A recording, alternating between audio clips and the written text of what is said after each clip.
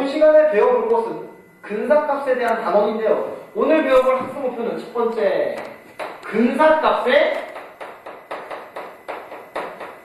정의와 오차에 대해서 배워봅니다. 교과서 과정에서는 두 번째 과정에서 오차의 한계를 이야기하고 있습니다. 오차의 한계와 참값의 범위를 이야기합니다.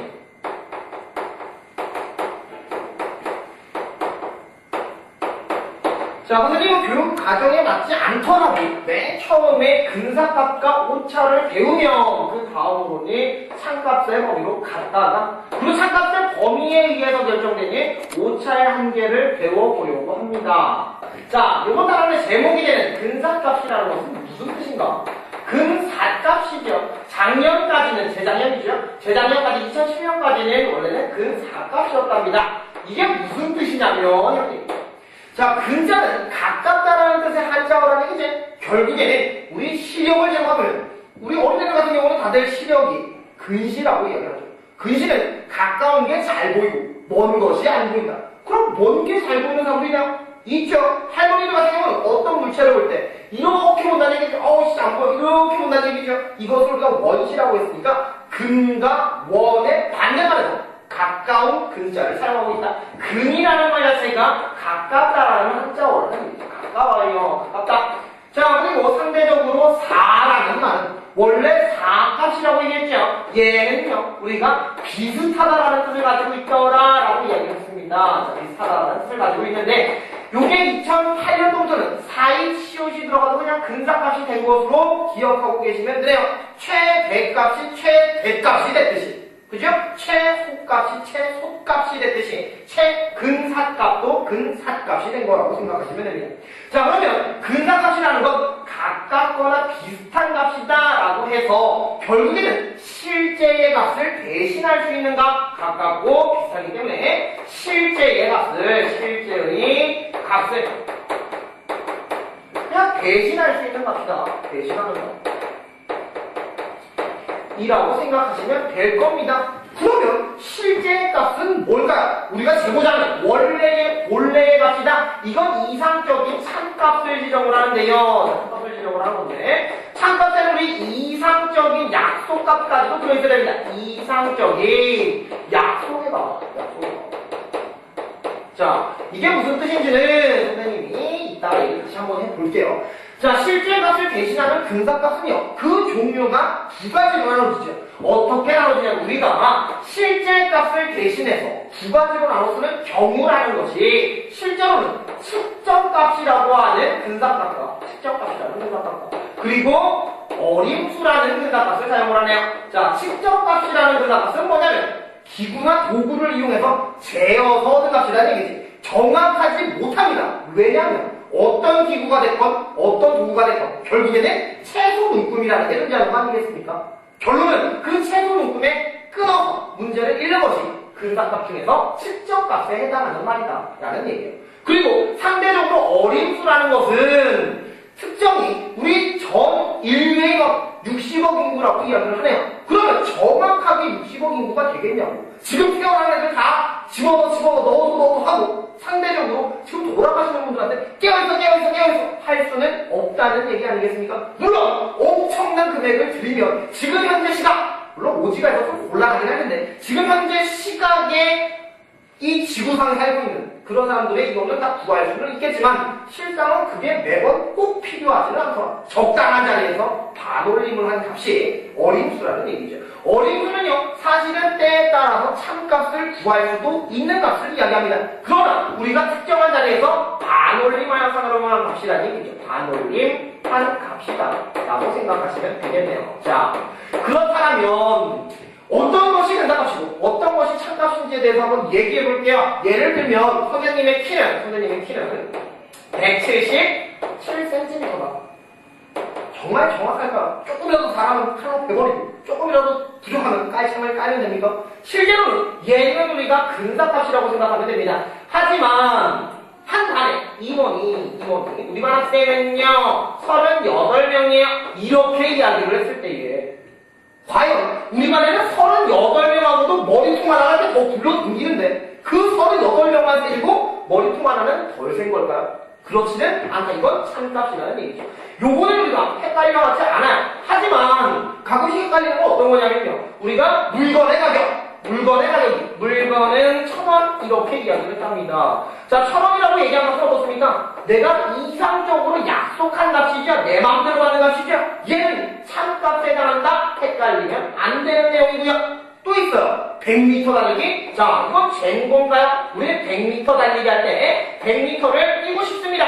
물론 실제로 뛸 때는 100m를 뛸 수 없어요. 하지만 이상적으로는 100m만 뛰겠다라고 약속을 하고 이 달리기의 명칭을 정한 거 아니겠습니까? 그래서 100m 달리기 얘도 참값이라는 거 반드시 기억을 해둡시다. 됐습니까? 예!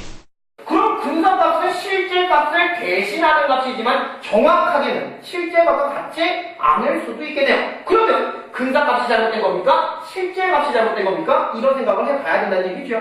언제나 참값이 옳은 값이죠. 그럼 근사값은 참값을 대신하긴 하지만 사실은 조금 잘못됐을 수도 있다는 얘기네요. 그래서 우리가 그게 얼만큼 잘못됐니? 라는 것을 말하기 위해 오차라는 것을 만든 겁니다. 오차라는 개념을 만든 겁니다. 자, 오차는 잘못됐다는 얘기예요. 나의 과오. 그죠? 우리가 오인 이렇게 이야기를 하는데요. 잘못된 정도를 표기하는 거죠. 뭐가 잘못됐습니까? 당연히 근사값이 잘못됐겠더라. 참값은 실제 값이니까 잘못되지 않았겠죠.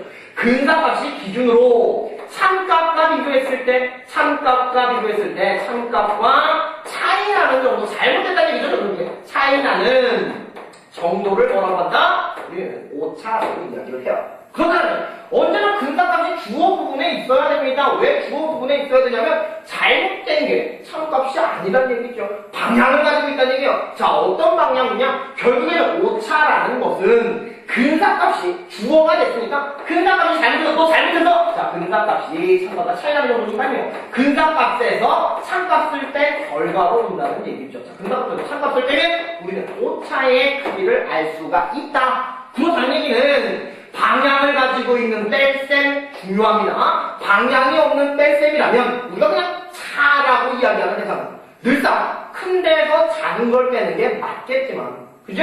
하지만 방향을 가지고 있는 뺄셈은 우리 정수와 유기수 배우면서부터 썼죠? 마이너스도 가능하다라는 뜻이에요. 즉, 근사값을 크게 읽으면 플러스인 오차가 나오기도 할 거고요. 근사값을 작게 읽으면 마이너스가 나오기도 할 거고요. 우연히 참값과 일치하면 0이 될 수도 있다. 이거 중요합니다. 어떤 문제에서는요, 오차는 플러스와 마이너스가 가능하다라고 얘기하고 참인지 거짓인지를 묻는 경우도 있어요. 0도 되기 때문에 0이라는 대상도 반드시 데리고 갑시다. 자, 그러면 오차에 관련된 문제 한번 볼까요? 어떤 문제가 자주 나오냐면요. 이런 문제가 나오죠. 3분의 1을 0.32라고 했다.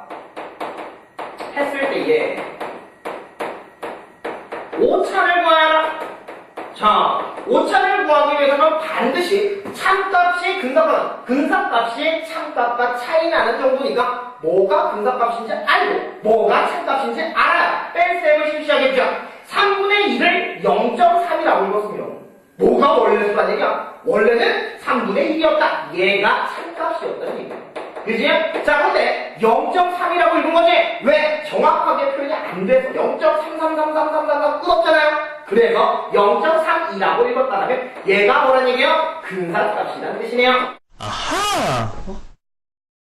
그러면 오차를 구하는 방법은 근사값 빼기 참값이라면 오차는 어떻게 나온다? 오차는요 이렇게 나온다는 얘기죠. 근사값을 읽을 0.3으로부터 빼기 3분의 1 선생님 이렇게 써놨는데 소수랑 분수 뺄셈 못하겠네요. 그럼 초등학교를 다시 가야 됩니다. 되나요? 자, 그러면 어떻게 되냐? 분수의 뺄셈은 얘는 10분의 3인 거고요. 얘는 빼기 3분의 1 통분해야 되겠죠? 30분의 통분했더니만 앞에는 9고 뒤에는 얼마다? 10이더라. 자, 마이너스의 오차가 등장하는 것을 봤습니다.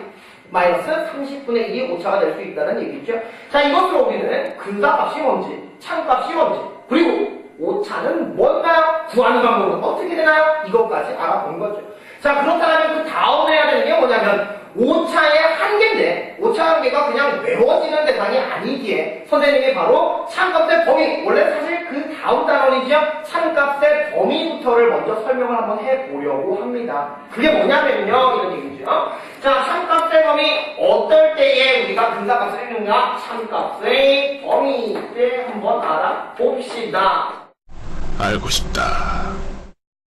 자, 예를 들어서요, 참값의 범위라는 건 어린 수나 혹은 측정값이었기 때문에 근사값으로 썼으니까 원래 값은 어디 안에 들어있나요? 만약 1cm라고 읽었는데 실제 참값이 1km가 됐다라면 그 근사값은 필요가 없지 않겠습니까? 버려야 되지 않겠습니까? 그렇기 때문에 우리가 참값의 범위를 예측할 수 있어야 근사값도 사실은 필요한 수학이다. 그죠? 그래서 참값의 범위를 구하려면 일단 뭐 반올림 대수를 보자는 얘기요. 근사값이 있었어요. 어떤 근사값이 있었냐면요. 자, 근사값이 예를 들면 3000이라는 수가 있었네요. 자, 3000이요. 어디서 반올림했나요? 10의 자리에서 반올림했다고. 10의 자리. 누구야? 10의 자리에서 반올림했구나. 이렇게 얘기했죠. 자, 그러면 10의 자리에서 반올림했다는 얘기는 이렇게 올라갔으니까. 그죠? 10의 자리나 2의 자리로 숫자를 쓸 수 없지 않겠나요? 자, 10의 자리에서 반올림을 하면 쓸 수 있는 자리는 100단입니다. 얘는 어떻게 3000이 됐냐면요. 10의 자리에서 반올림 했으니까 0, 100, 200, 300 쭉 가서 2900, 3000 이렇게 나온 수라는 얘기예요. 그러면 10의 자리에서 반올림에서 3000이 되는 수의 범위는 초등학교 반올림 배울 때도 우리는 이미 했었다. 어떻게 했냐면요. 자, 작게는 얼마부터? 2950부터 이래야지만 50의 반올림을 가해주면 3000이 되는 거죠. 이거보다 크거나 같게 이게 참값의 범위가 됩니다. 됐나요? 자, 뭐까지 3000이라고 하냐면요. 이 3050 되는 순간은 3100이라고 읽어야 되겠죠. 그렇기 때문에 우리가 끝범위는 3050까지를 3050은 안 되고 3050보다 작을 때까지를 3000이라고 읽는다고요. 왜일까요? 사실은 이런 거죠. 자, 수직선 한번 생각해 볼게요. 선생님 분명히 10의 자리에서 반올림을 했다라고 했습니다. 그러면 쓸 수 있는 가장 작은 수의 단위는 전문 용어로는 최소 단위라고 한대요. 최소 단위라고 하는데요. 이게 100단위로 될 수 있다는 얘기 최소 단위 100이에요. 자, 그럼 무슨 뜻이냐? 원래 그 시간 보내줄 때 어떻게 써져 있었냐면요. 여기 뭐 2800이 있었겠죠. 2800도 있고요. 여기 2900도 있고요. 그리고 여기에 3000이 있었겠네요. 그리고 여기에는 3100도 있었을 거고요. 여기는 3200도 있었을 거라고. 이렇게 100단위의 숫자들이 적혀져 있었는데 내가 3000이라고 읽으려면 2900도 있고 3100도 있는데 3000이라고 읽었다는 얘기는 2900과 3000을 비교했을 때 3000 쪽에 더 가깝다는 뜻 아니겠습니까? 얼만큼 더 가까워? 그러면 네 땅 내 땅 구분을 해야죠. 2900에서 3000의 정중앙을 분리식으로 보면 쫙 찢어서 맞죠? 이 선을 기준으로 넘어오면 3000 내 땅, 이 선을 기준으로 넘어가면 2900이 가져라 이런 거죠. 됐습니까? 역시 3000과 3100 사이에도 이렇게 반딩을 띡 해서 맞죠? 3000 쪽에 더 가까워야 하는 3000이라고 읽는다. 그래서 요 범위, 요 안에 들어오면 무조건 3000이라는 뜻 아닐까요? 이런 얘기예요. 그죠? 그렇다면 요 범위를 뭐라고 읽는다느냐? 요것을 우리가 참값의 범위라고 읽고요. 그죠? 자, 그럼 참값의 범위에서 실제로는 내가 읽어준 값은 여기가 아이고 삐뚤어졌네요. 여기가 아니죠. 정확하게 한번 볼게요. 여기가 3000이에요. 그런데 이 안에 들어온 건 다 3000이라고 읽었으니까 정확하게 3000에 맞지 않았을 수도 있죠. 여기에 와있어도 3000이라고 읽을 거라고요. 그죠? 그러면 여기가 원래의 참값이다 라고 가정을 했을 때에 자, 참값이죠. 그렇다면 3000이라고 읽은 근사값과 그죠? 원래 실제 참값과 이렇게 벌어져 있네요. 실제로 같지 않더란 얘기지. 이런 차이를 우리는 오차라고 정의한 겁니다. 오차라고 얘기를 했는데요. 실장은 보세요. 요 범위 안에 들어오면 다 3000이라고 했는데 요게 딱 되는 오차가 없죠. 그죠? 조금 그 오차가 벌어졌어요. 벌어지고 엄청 많이 벌어질 수는 있지만 이거보다 더 벌어지는 순간은 3000이라고 읽지 않아요. 그죠? 오차가 막 벌어지는 게 아니라 오차는 분명히 허용되는 한계, 끝을 가지고 있습니다. 얼마까지 멀어지는 게 되냐면 2900과 3000 사이. 3000과 3100 사이, 그죠? 한 칸, 다른 말로 하면 우리가 이 한 칸을 위에서 얘기했던 최소 단위라고 했는데요. 그죠? 최소 단위를 이렇게 반띵해서 니땅 내땅 나오지? 그러면 이 정중앙에 있는 근사값부터 시작해서 최고 멀어져 봤자 얼마나 얘기해요? 반칸. 다시 얘기하면 최소 단위의 2분의 1이다. 자, 최소 단위 한 칸이 최소 단위니까 최소 단위의 2분의 1을 뭐라고 한다는 얘기가 제일 많이 벌어지는, 제일 잘못했다는 얘기지. 얘를 오차의 한계라고 이야기합니다. 됐나요? 이렇게 해서 오차의 한계 알아봤죠? 실제로 얘네들이 좀 더 수학적으로 생각하면 어때요? 근사값부터 작게는 오차의 한계까지 잡아줄 수 있고 근사값부터 크게는 오차의 한계의 6박이죠. 오차의 한계만큼 멀어지면 그때는 3100이라고 읽었어야 돼요. 그렇기 때문에 오차의 한계 6박하는 수만큼 커질 때까지는 커져도 된다. 그래서 참값의 범위를 어떻게 주어진다는 얘기야? 참값의 범위는 근사값 에서 이렇게 옮깁니까? 얘가 정중앙이니까 근사값에서 오차의 한계만큼 작은 것까지 이거보다 크거나 같아야 되죠? 참값의 범위라는 것은 작아야 됩니다. 근사값에서 오차의 한계만큼 더해지는 범위 안에 들어오면 되죠. 그래서 근사값 더하기 오차의 한계보다는 작으면 된다. 여기에 등호가 붙은 건 단순히 반올림이에요. 우리가 반내림 쓴다라면 등호는 반대쪽에 붙었을 수도 있습니다. 작은 쪽에 붙여줘야 돼요. 반이 되면 올리려면서. 그죠? 그래서 이렇게 근사값의 참값의 범위를 한번 알아봤단 말이에요. 자, 그러면 오차량까지 알아봤는데 이 문제에서 어떤 문제가 나오기도 하냐면 그냥 참값의 범위를 제시해 주기도 해요. 어떻게 나오냐면 문제 예를 들어 3015보다는 크거나 같고 그리고 3035보다는 작은 범위에 있는 참값이 있더라. 이럴 때에 얘의 오차의 한계를 묻거나 아니면 최소 단위를 묻거나 아니면 이때 근사값은 얼마인가요? 라고 물을 때도 있어요. 참값의 범위가 이렇게 제시된 것 얘가 뭐란 뜻이야? 오차의 근사값에서 맞아요? 근사값에서 오차의 한계만큼 작은 값 그리고 얘는 근사값에서 오차의 한계만큼 큰 값 이렇다라는 얘기죠. 됐습니까? 구하라는 게 상관아. 그래서 여기서 이걸 빼보면 될 거다. 왜 똑같이 근사값 들었잖아요. 그래서 우리가 빼보니까 근사값 더하기 오차의 한계에서 빼기 근사값 빼기 오차의 한계를 했더니 결국에는 뭐가 나온다는 얘기예요? 근사값 더하기 오차의 한계 빼기 근사값 플러스죠. 오차의 한계 해서 꺼져 얼마 나온다? 오차의 한계가 2번 나온다. 이걸 뭐라고 해주세요? 자, 최소 단위 2분의 1이 오차의 한계라면 오차의 한계 2배는 최소 단위라는 뜻이에요. 최소 단위라는 뜻이죠. 이렇게 표현할 수 있다 라는 얘기가 됩니다. 자, 그럼 다시 한번 가서 우리가 이 측정값 말고 어림값에서 참값의 범위 재는 방법이거나 오차의 한계를 구하는 방법이거나 참값의 범위를 재는 방법 이렇게 알아본 거죠. 됐습니까? 그렇다면 측정값일 때는 어때? 한번 구해봅시다. 자, 아까 어림값에 대해서 알아봤고요. 이번에는 측정값에 대해서 한번 알아보려고 합니다. 그죠? 자, 그럼 측정값에서의 참값의 범위에 대해서 한번 알아볼게요. 측정값은 어떻게 참값이 정해지냐면요. 참값이 어디 안에 들어올 수 있냐면요. 근사값을 정하는 방법을 잘 알면 당연히 참값의 범위도 알 수 있어요. 자, 측정값이라는 건 당연히 도구나 기구를 이용했을 테니까 선생님이 여기서 4를 한번 그려볼게요. 4라는 것이 0cm부터 시작을 해서요. 1cm, 2cm, 안 쓸게요. 3cm, 4cm, 5cm에다가 6cm, 7cm, 8cm 쭉 갔어요. 그리고 지렁이 한 마리를 잡았죠. 길이 한번 해볼게요. 지렁이 길이. 지렁이는요, 환영동물입니다. 이렇게 환대가 있어요. 자, 환대가 있는데, 얘는 지렁이의 생식계요. 어머, 생식계요. 자, 지렁이 이렇게 생겼답니다. 지렁이는요, 자웅동체, 다웅동주라고 하죠. 땅 속에서는 암컷과 수컷이 만나는 건 거의 불가능하다는 얘기지.